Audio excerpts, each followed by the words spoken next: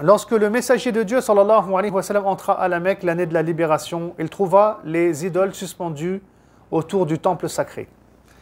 Il pointa alors un bâton qui tenait dans sa main dans leur direction en disant « Voici que la vérité est venue et que le faux a disparu. » Alors même qu'il prononçait ces mots, les idoles tombaient les unes après les autres. Donc là, c'est lors de la prise de la Mecque, Fath Mecca, le prophète sallallahu alayhi wa sallam, il était en train de faire le tawaf, il avait un bâton à la main. Donc il faisait signe, il y avait des statues, il y en avait beaucoup, hein, à l'intérieur de la Kaaba, à l'extérieur, mais il y en avait aussi qui étaient donc suspendus autour du temple sacré. Donc en hauteur elles étaient. Et le prophète sallam, alors qu'il faisait tawaf, il avait un bâton à la main, donc il faisait des signes en direction de ces statues et il tombait. Et donc ça c'est un des miracles qui nous a été rapporté du prophète Mohammed sallallahu alayhi wa sallam. Nous pouvons également citer les récits de Mazin ibn al-Ghadouba al-Ta'i, de Sawad ibn Qarib et celles de leurs semblables. Alors, Mazin ibn al-Ghadouba, c'était le gardien d'une idole à Oman.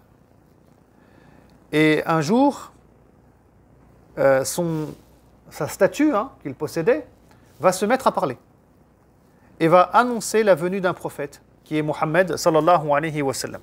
C'est ça le miracle. C'est-à-dire que c'est le gardien d'une idole, la statue commence à parler, à s'exprimer, et lui il embrasse l'islam. Il a pris peur. Et donc, il va être, dit-on, le premier à embrasser l'islam à Oman, et il va mourir là-bas aussi. Wallahu ta'ala a'lam. Et le Sawad ibn Qarib, il appartenait à la tribu des Daous, qui est la tribu d'ailleurs de Abu Huraira, et c'était un devin. Il était connu aussi pour sa poésie et pour son éloquence. Et lui, il communiquait avec des djinns. Et un jour, il y a des djinns, ils vont venir, ils vont lui dire « Oh, deviens musulman. Mohammed, il est arrivé. Lui, il va être en panique. C'est quoi ça ?» C'est un devin, vous voyez. Donc, il prend des informations par les djinns. Et là, les djinns, ils viennent, ils lui font la morale. Hein.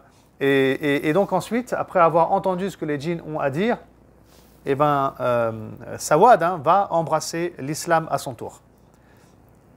Et il décédera à Bassoura en l'an 15 sous le califat de Omar ibn al-Khattab. Et c'est ça les miracles. Les djinns qui s'expriment et qui invitent une personne à l'islam, et une statue qui s'exprime pour inviter une personne à l'islam. Et vous voyez, comme je disais au début du séminaire, tout ça c'est pour aider le prophète sallallahu alayhi wa sallam dans sa mission, pour l'épauler. Donc il y a plein d'éléments comme ça, tous ces miracles qui expliquent le Coran, le comportement du prophète sallallahu alayhi wa sallam, ces miracles-là qui expliquent comment les gens et pourquoi les gens se sont convertis massivement à cette époque-là, et que le prophète sallallahu alayhi wa sallam, il a réussi sa mission en 23 ans seulement. Ça c'est un des motifs, les miracles.